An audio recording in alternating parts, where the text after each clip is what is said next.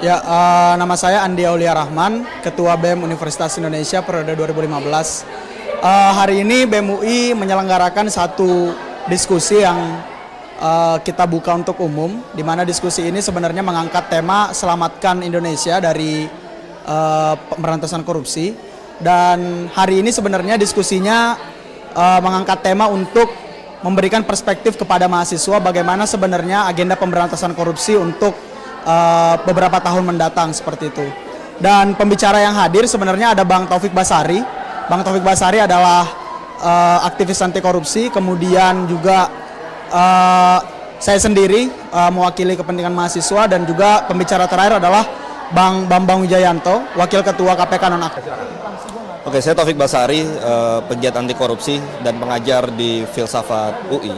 Hari ini saya menghadiri acara diskusi publik yang diadakan oleh BEM UI dengan tema Kita Bersuara.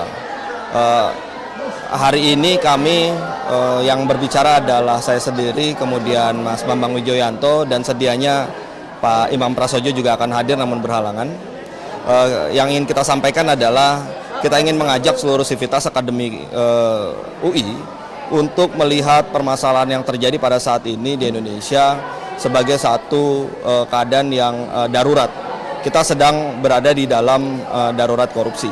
Kenapa? Karena dari rangkaian peristiwa yang terjadi beberapa waktu belakangan ini menunjukkan adanya gerakan-gerakan yang memperlemah pemberantasan korupsi, termasuk juga memperlemah KPK.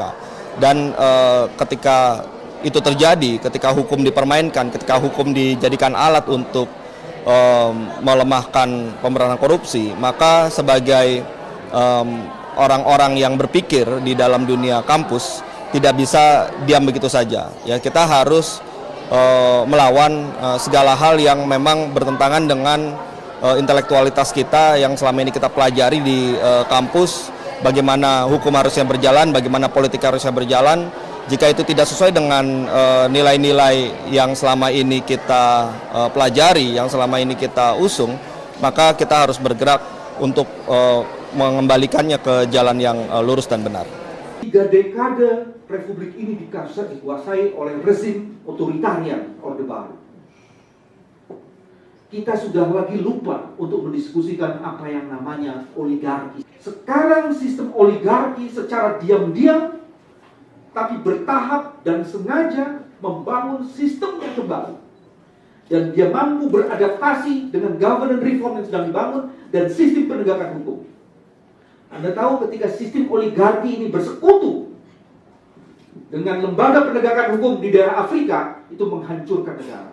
Sistem oligarki ini adalah satu sistem di mana ada persekutuan antara konglomerasi hitam, birokrasi nakal, dan elit partai yang tidak amanah. Dia menguasai sumber daya publik.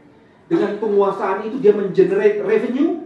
Dengan revenue itu dia memperluas lagi kekuatan politiknya. Dengan perluasan kekuatan politik itu dia akan memperluas basis untuk menguasai sumber-sumber daya publik yang lainnya.